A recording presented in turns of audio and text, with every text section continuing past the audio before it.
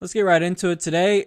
Xi Jinping said that Russia and China will unite the global South against the West, and said that Russia and China are uniting against what they claim to be the United States trying to dominate the global order.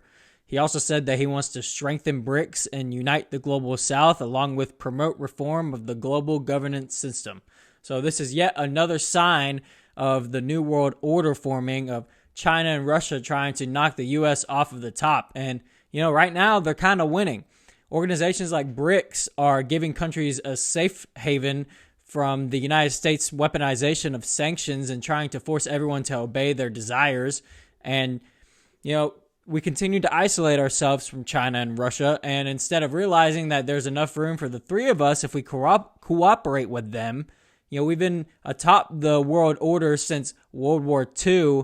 And we can't accept that the unipolar world is coming to an end and the multipolar world is pretty much here. I mean, Russia and China aren't at the United States level militarily or economically. I mean, I don't know. Russia's GDP growth last year, with all the sanctions globally put on them, they still outgrew us economically. So, they're inching closer towards us with their economies and their military, and they obviously, Russia's got landmass on us. China has both landmass and population on us. They both have landmass and population on us. So they have the resources, they have the population, and they're slowly getting the military and the economy to compete with us. And there's been more and more deals being made, not in the US dollar, but instead being made in rubles and yuan, the Chinese currency, that were never done before. Like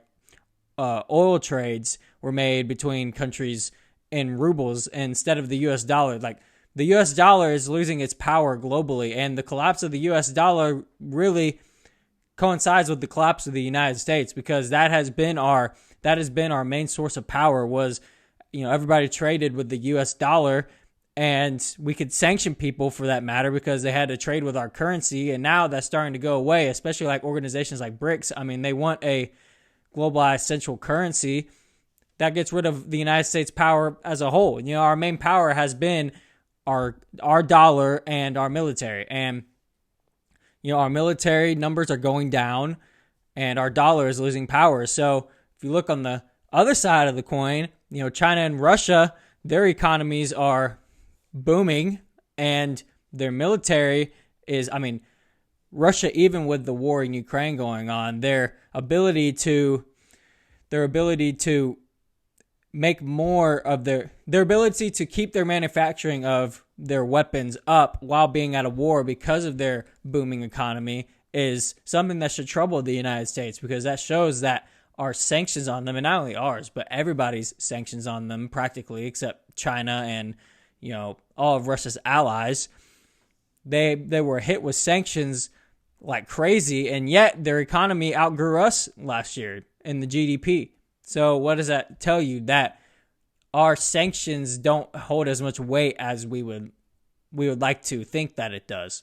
Why? Because Russia is able to make more trades in its currency of the ruble, not having to rely on the dollar like they used to. And that goes for everybody in the world. I mean, you could choose to join BRICS, and you'll be on the side of not having to rely on the US dollar.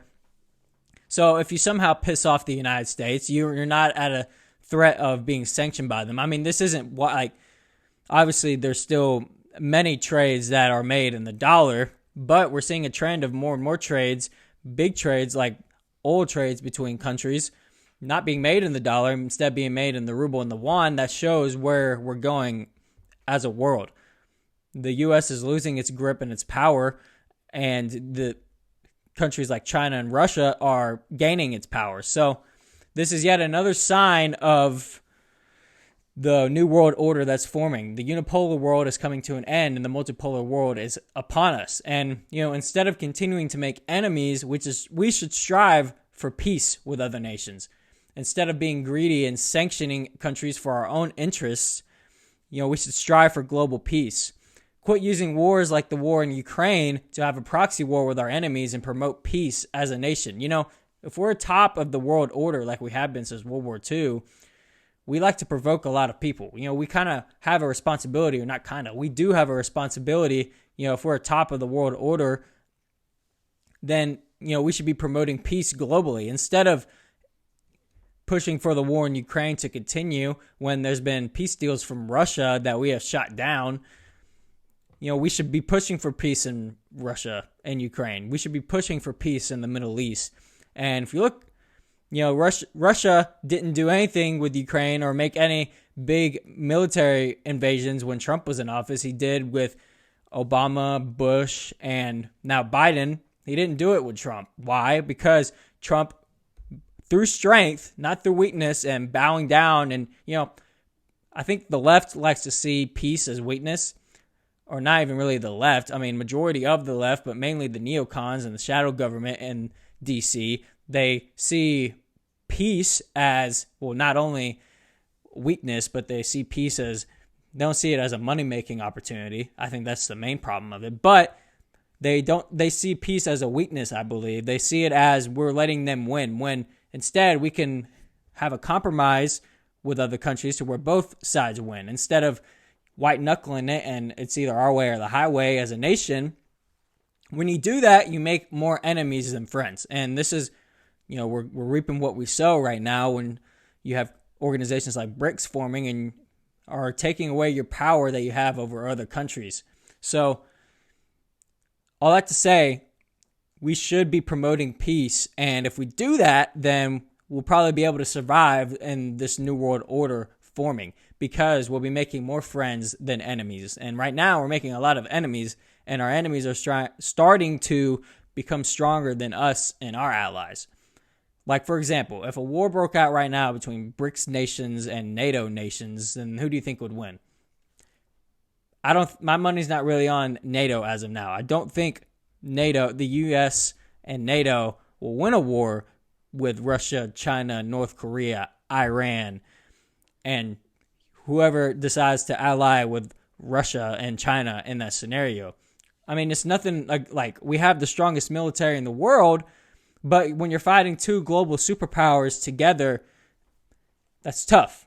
And I don't think we win that battle. I mean, we probably may be able to keep it close for a little bit, but in the long run, I don't think we win that battle. So we need to be smart and realize what's going on and start to make peace with these countries and cooperate with them to promote peace. The Taiwan issue, China knew where the U.S. stood on Taiwan, and they knew through Trump's strength they wouldn't be tempted to do that. But now the world's on fire because we have weak leaders like Joe Biden. They don't show strength to countries like Iran and Russia and China. Instead, we show weakness and that we're scared of them, and they're taking advantage of us. So strength promotes peace. You get peace through strength. You don't get peace through weakness. You get chaos through weakness, like we're seeing right now globally, not just in the Middle East, but in Russia with the war in Ukraine, and also what potentially could happen in Taiwan with China slowly surrounding Taiwan, it seems.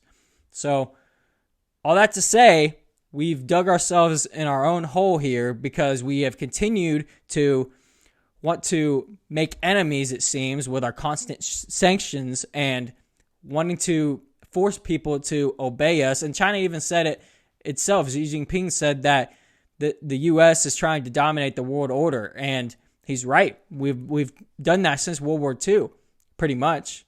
So if we want to survive this new world order of China and Russia gaining power, and when I say this, I'm not pro-China or Russia, I'm pro-American, and I want us to succeed and thrive. And we're not going to succeed and thrive if we're stubborn and continue wanting to alienate ourselves from countries like Russia and China. Then we're not going to survive that transition. We're going to be left behind. And, it's almost like if you don't want U.S. dominance of the world, you're not pro-American. No, I'm pro-peace, and I'm pro-American to survive. I want America to thrive. And we're not going to thrive if we continue to be stubborn and force everyone to obey us. I don't want that to happen, because we're coming to a point right now where that's not going to work, because countries can go to a place like BRICS, and if China and Russia launch an attack against us, then we got more enemies than allies in that scenario. So being pro peace and wanting the United States to be at peace with our enemies instead of constantly alienating ourselves and provoking other global superpowers, you're not anti-American for wanting that. You're pro-American because you want America to survive and to thrive and to be at peace. Not wanting America to be at war, that should be pro-American, because war is not good for, obviously, the economy, but it's not good. I mean, war is just not good in any area.